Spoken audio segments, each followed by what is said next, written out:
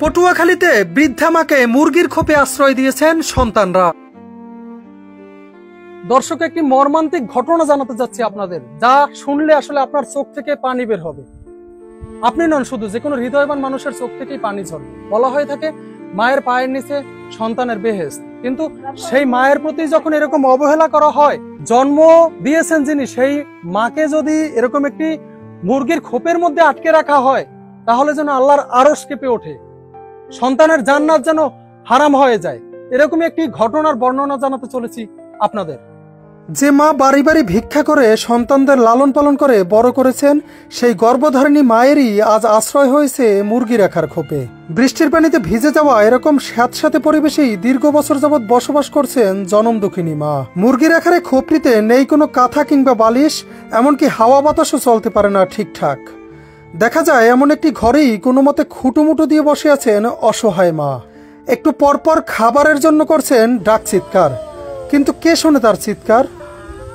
জানা যায় ঝড় বাদল যাই হোক না কেন, সকাল হলেই বৃদ্ধা মাকে মুরগির খোপে রেখে কাজে চলে যান সন্তান ও পুত্রবধূরা। এ সময় তাদের থাকার ঘরটিও রেখে যান তালাবদ্ধ।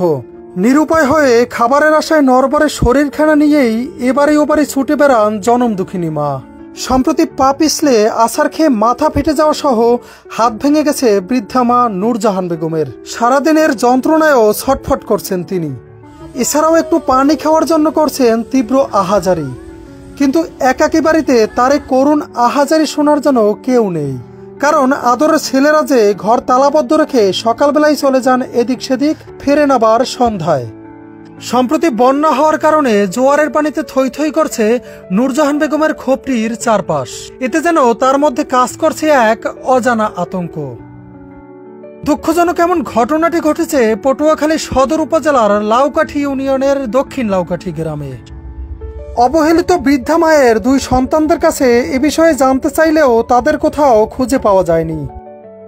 10 মাস 10 দিনের তীব্র কষ্ট, প্রসব বেদনা, নিজে না খেয়েও সন্তানকে খাওয়ানো, ছোট থেকেই আদর যত্নে সন্তানদের শখ আহ্লাদ পূরণ করে বড় করা, এত ত্যাগ স্বীকার করেও মা নামকে জান্নাতের টিকিট কি শেষ বয়সে এসেও একটু যত্নের ভাগীদার হতে পারেন না?